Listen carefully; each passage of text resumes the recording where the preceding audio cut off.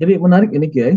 Tadi Hmm, Pak Roni menyampaikan jelas sekali ya perbedaan konsep tentang syariah ibariyah ini hmm, antara hukum kontinental di Eropa ya Belanda yang dimulai sebelum era Renaissance itu menarik karena Islam tidak mengenal syariah ibariyah kecuali sebagai pengganti dari syariah fardiyah itu sendiri. Itu kuncinya Pak Roni.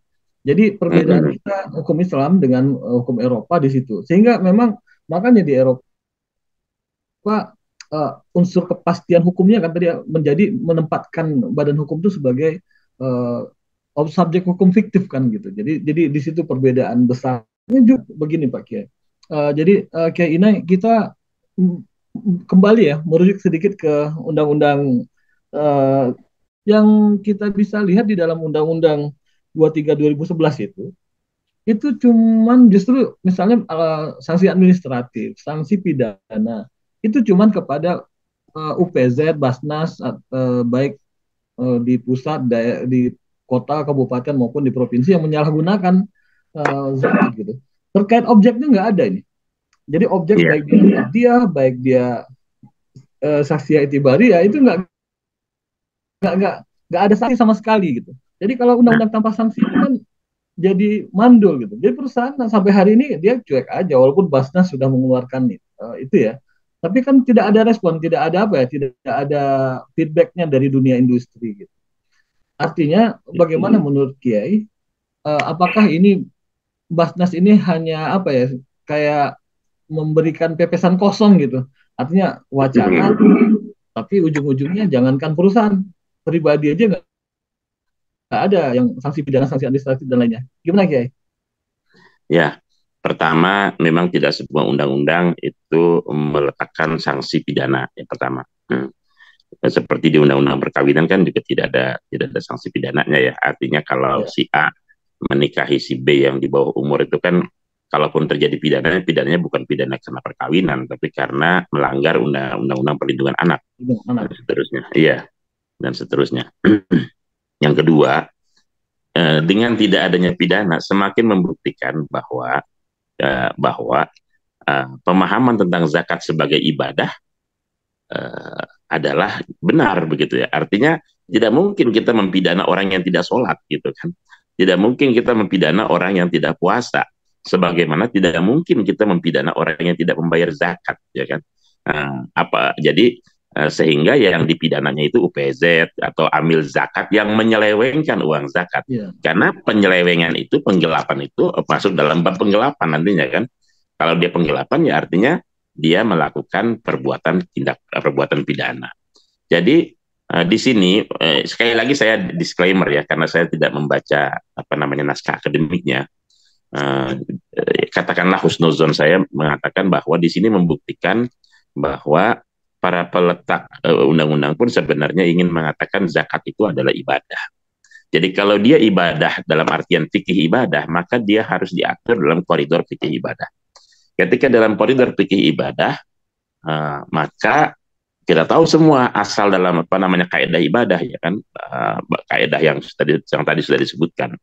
Jadi karena itu apa namanya saksiyah iktibariyah atau legal entity could not apa tuh, could not delegate atau could not underwrite all the liabilities of the personalities.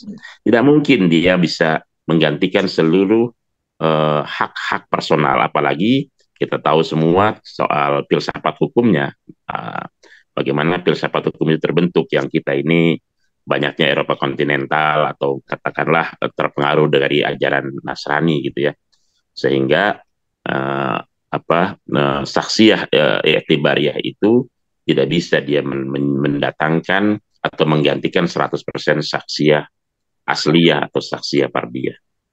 Allah Eh, alam. Begini Bu ya, kita kembali ke Ya, tadi silakan ke Pak Roni, zakat, silakan. ya ke zakat perusahaan. Benar tadi. Jadi ternyata memang setelah kita telusuri lebih lanjut, implementasi dari zakat perusahaan itu sesungguhnya adalah zakat shareholder gitu.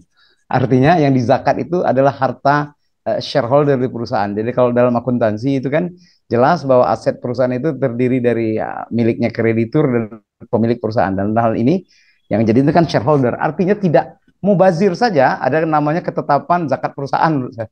Karena ada lagi zakat saham gitu dan lain-lain. Jadi sebenarnya ini menurut saya fatwa kayak namanya tak undang-undang yang menetapkan zakat perusahaan ini mubazir. Karena menurut saya gitu ya. Kan sudah ada zakat saham yang ditetapkan. Artinya memang kepemilikan harta di perusahaan itu. Dan kesimpulannya sementara nih, ini kesimpulan saya bahwa perusahaan ini hanya difungsikan sebagai apa tadi ya kata Pak Mas Bambang itu pemotong zakat unit ya, pengumpul zakat gitu ya. iya pengumpul zakat saja. Nah tapi persoalannya bagaimana ini secara fikih gitu kan? Apakah tepat gitu? Karena kan kaitannya nanti dengan orang. Katakanlah saya punya saham 1.000 saham, lalu punya keuntungan katakanlah 1 juta, tapi saya punya hutang itu mungkin 100 juta. Tentu saya seharusnya bukan jadi muzaki.